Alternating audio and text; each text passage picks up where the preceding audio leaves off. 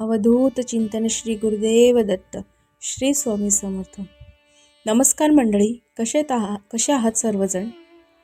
मित्रांनो, तुम्हा सर्वांचं माझ्या यूट्यूब चॅनलवरती खूप खूप स्वागत. मित्रांनो, लवकरच म्हणजेच 19 मार्च 2026ला आपला सण गुढीपाडवा येत आहे. हे केवळ कॅलेंडर बदलणं नाही, तर हे आपलं मराठी नवीन वर्ष आहे. चैत्र महिना सुरू होतोय आणि निसर्गही बहरत असतो. पण नवीन वर्षाचं स्वागत करण्यापूर्वी आपण जुन्या आणि नको असलेल्या गोष्टी, ज्याला आपण दरिद्रता म्हणतो, त्या घराबाहेर काढणं खूप गरजेचं आहे. असं म्हणतात की ज्या घरात स्वच्छता आणि प्रसन्नता असते तिथेच लक्ष्मी वास करते. या व्हिडिओमध्ये मी तुम्हाला अशा काही गोष्टी सांगणार आहे ज्या गुढीपाडव्याआधी तुम्हाला आवर्जून करायच्या आहेत. व्हिडिओ शेवटपर्यंत नक्की बघा, कारण एकही छोटा पॉईंट सुटला तर घराची पूर्ण शुद्धी होणार नाही. आणि व्हिडिओ आवडला असेल तर व्हिडिओला लाईक करा, चॅनलला सबस्क्राईब करा आणि काही तुमचे प्रश्न असतील तर मला कमेंट बॉक्समध्ये नक्की विचारा. मी नक्कीच तुमच्या प्रश्नांचे उत्तर देण्याचा प्रयत्न करेन. तर मंडळी, तुम्हाला माहीत आहे का की वर्षातून 4 नवरात्र असतात. 2 गुप्त, 1 शारदीय जी आपण मोठ्या उत्साहात साजरी करतो आणि 1 म्हणजे चैत्र नवरात्र. शारदीय नवरात्रा इतकीच ही नवरात्र सुद्धा महत्त्वाची आहे. गुढीपाडव्यापासून ते चैत्र पौर्णिमेपर्यंत आपण आपल्या कुळदेवीची सेवा करायला हवी. राम नवरात्रही याच काळात असते. घराची स्वच्छता केवळ वरवरची नको, तर ती आध्यात्मिक शुद्धी असावी. कुळदेवीचा आशीर्वाद असेल तरच नवीन वर्ष सुखाचं जातं. त्यामुळे या काळामध्ये, या महिन्यामध्ये तुम्हाला कुलदेवतेची सेवा खूप करायची आहे. कोणाची तुळजाभवानी असते, कोणाची रेणुकाई असते. या सर्वांना तुम्ही हे दिवस समर्पण करा. सर्वांची चांगली मनोभावे पूजा अर्चना करा, तर तुम्हाला या वर्ष सुखाचं आणि समृद्धीचं नक्की जाईल. मित्रांनो, सर्वात पहिली गोष्ट म्हणजे देवघराची तपासणी आणि टाक शुद्धीकरण करणे. हे खूप महत्त्वाचं काम आहे. टाक म्हणजे काय तर बऱ्याच जणांना माहीत नाही आहे. टाक म्हणजे काय तर अनेकांच्या घरात चांदीचे किंवा तांब्याचे टाक असतात. आता महत्त्वाचा मुद्दा, तुमचे देव तपासा. अनेक देवाच्या मूर्तींना किंवा टाकांना माशी लागते म्हणजेच मूर्ती खंडित होते किंवा त्यांना बारीक छिद्र पडते. एक असो अनेक असो, पण ते अजिबात चालत नाही.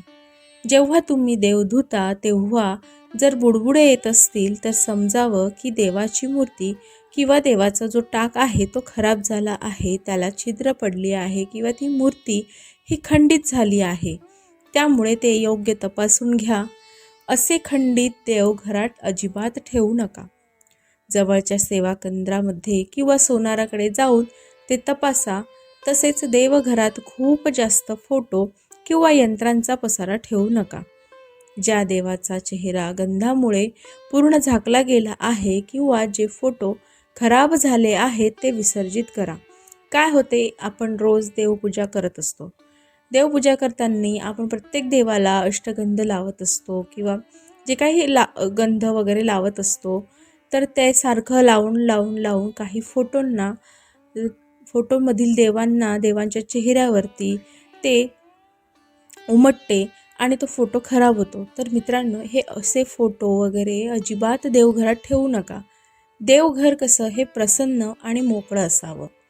त्यामुळे जास्त गर्दी त्याच्यामध्ये करू नका. जे जुने झालेले फोटो आहेत ते सुद्धा काढून टाका किंवा जे डबल देव झालेले आहेत, की 2 गणपती आहे, 2 महादेव आहे, तर एकच ठेवा. काही पण असो, कोणतेही देव हे एकच ठेवा. बाकीचे तुम्ही विसर्जित करू शकतात. त्यानंतर तुमच्या देवांचा जो चौरंग किंवा सिंहासन आहे तर ते सुद्धा तपासा. त्याला कुठे क्रॅक तर गेले नाही ना, ते हलतंय का? या छोट्या गोष्टी वास्तुदोषाला कारणीभूत ठरू शकतात. त्यामुळे या छोट्या छोट्या गोष्टी जरी असल्या तरी त्यावरती विशेष लक्ष देणं हे आपलं काम आहे. त्यामुळे ह्या सर्व देवघरातील ज्या काही गोष्टी आहे ते प्रॉपर तुम्ही चेक करा आणि जे काही खंडित झालेले मूर्त्या असतील त्या काढून टाका. चौरंग हलत असेल तर त्याला रिपेअर करा आणि हे सर्व गोष्टी तुम्ही गुढीपाडवा म्हणजे नवीन वर्ष चालू होण्याच्या आधी जर केलं तर खूपच चांगलं आहे. मित्रांनो, यानंतर आपण बघूया की घराचा जो मुख्य दरवाजा आहे त्याबद्दल थोडीशी माहिती. तर आपण घरात सुशोभीकरण करतो पण मुख्य दरवाजाकडे दुर्लक्ष करतो. जर तुमच्या घराचा दरवाजा उघडताना किंवा बंद करताना चरचर असा आवाज येत असेल तर सावध व्हा. हा आवाज लक्ष्मीला अजिबात आवडत नाही. या आवाजामुळे अवदसा म्हणजेच अलक्ष्मी ही घरात येते. त्यामुळे सारखा जर तो आवाज येत असेल तर त्यावरती काहीतरी उपाय करा. उपाय काय असणार आहे तर लगेच थोडं खोबरेल तेल किंवा ग्रीस लावून तो आवाज बंद करा. दरवाजा सहज आणि शांतपणे उघडला गेला पाहिजे. असा आवाज अजिबात होता कामा नये. तो किरकिर आवाज हा लक्ष्मीला अजिबात आवडत नाही. त्यामुळे अवदसा आपल्या घरात येण्याच म्हणजेच निगेटिव्हिटी म्हणा किंवा अलक्ष्मी ही आपल्या घरात येत असते. त्यानंतर जो उंबरठा आहे हा उंबरठा घराचं संरक्षक असतो. भाड्याच्या घरात असाल आणि मार्बलचा उंबरठा असेल तर तिथे तुम्ही बदल करू शकत नाही, कारण आपण तिथे ऑलरेडी भाड्याने राहतो. त्यामध्ये आपण काही चेंज करू शकत नाही. पण किमान त्या उंबरठ्यावर दररोज किंवा सणाला हळदीचे लेपन करा. उंबरठ्याला तोरण लावा. यामुळे काय होते तर बाहेरची नकारात्मकता ही आत येत नाही. त्यामुळे शक्य असेल तर तुम्ही लाकडी उंबरठा बसवा, मार्बलचा नको.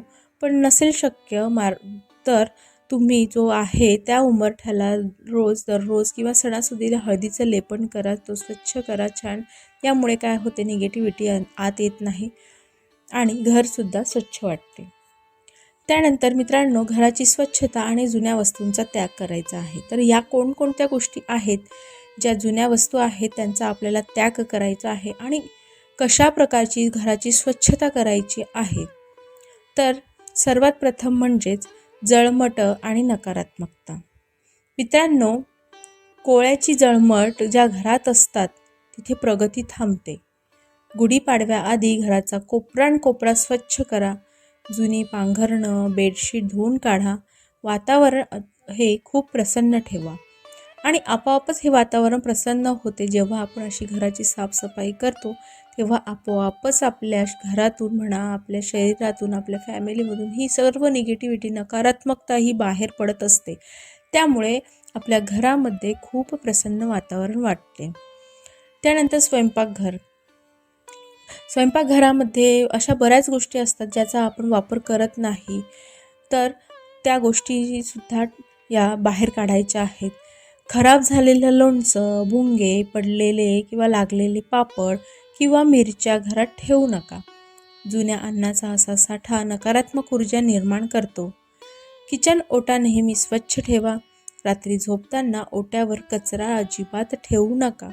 त्यामुळे काय होते, वैज्ञानिकदृष्ट्या बघितलं गेलं तर कॉक्रोचेस होतात आणि ते कॉक्रोचेस इकडे तिकडे फिरतात. त्यामुळे ओटा स्वच्छ ठेवून जर झोपलं तर ती चिंता कमी राहते. त्यानंतर कुलूप आणि चावी. तुमच्याकडे जर ढीगभर चाव्या आहेत पण कुलूप नाही, किंवा कुलूप आहे पण चावी हरवली आहे, अशा गोष्टी अजिबात घरात ठेवू नका. हे अडथळ्यांचे प्रतीक आहे.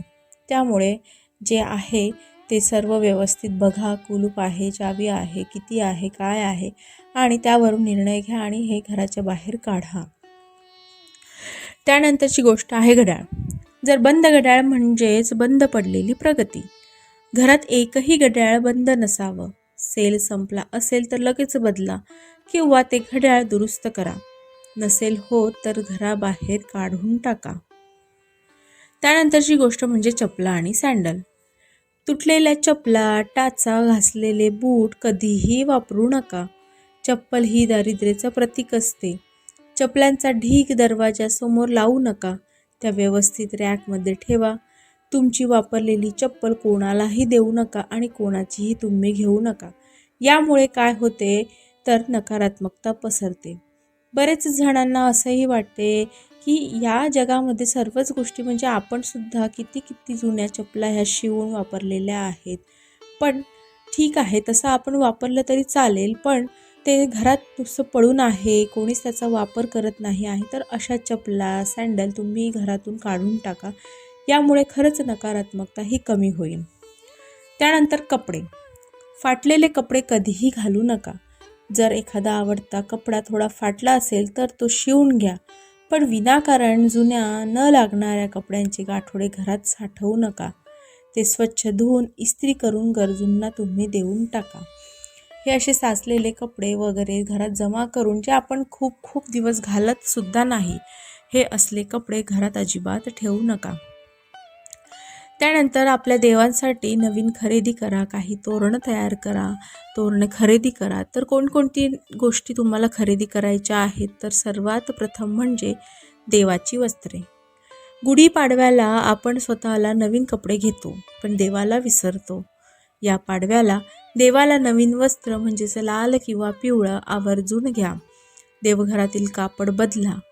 त्यानंतर आंब्याचे पानांचे तोरण आणि फुलांचे तोरण दाराला लावा. पण लक्षात ठेवा, एकदा ती फुलं सुकली की ती लगेच काढून टाका. महिनाभर वाळलेली फुलं दारावर लटकून ठेवणे हे चुकीचं आहे. त्यामुळे जेव्हा तुम्ही तोरण लावाल त्याच्या काही दिवसानंतर ते आपोआप सुकायला सुरुवात होते. तर ते पूर्णपणे सुकल्यानंतर ते काढून टाका. मित्रांनो, तुमच्याकडे जे आहे त्यासाठी देवाचे आभार माना. माझ्याकडे हे नाही, ते नाही म्हणण्यापेक्षा देवा, तू जे दिलंय त्यात मी आनंदी आहे, ही भावना ठेवा. तुमची ही कृतज्ञताच तुम्हाला अधिक यश मिळवून देऊ शकते. थोडक्यात सांगायचं झालं तर मैत्रिणींनो, या छोट्या पण अत्यंत महत्त्वाच्या गोष्टी आहेत. चैत्र नवरात्र सुरू होत आहे, रामनवमी येत आहे. या काळात आपण खूप सेवा करणार आहोत, पण त्याआधी हे क्लिनिंग म्हणजेच स्वच्छता होणं गरजेचं आहे. तुमच्या घरातील ही नकारात्मकता बाहेर काढा आणि नवीन वर्षात सुख समृद्धीचे स्वागत करा. मित्रांनो, तुम्हाला हा व्हिडिओ कसा वाटला? तुम्ही यातील कोणती कामं सुरू केली आहेत हे कमेंटमध्ये नक्की सांगा. व्हिडिओ आवडला असेल तर लाईक करा, आपल्या नातेवाईकांना शेअर करा, जेणेकरून त्यांचंही घर शुद्ध होईल. आणि आपल्या चॅनलला सबस्क्राईब करायला विसरू नका. पुन्हा भेटूया अशाच एका आणि माहितीपूर्ण व्हिडिओमध्ये. तोपर्यंत श्री स्वामी समर्थ. धन्यवाद.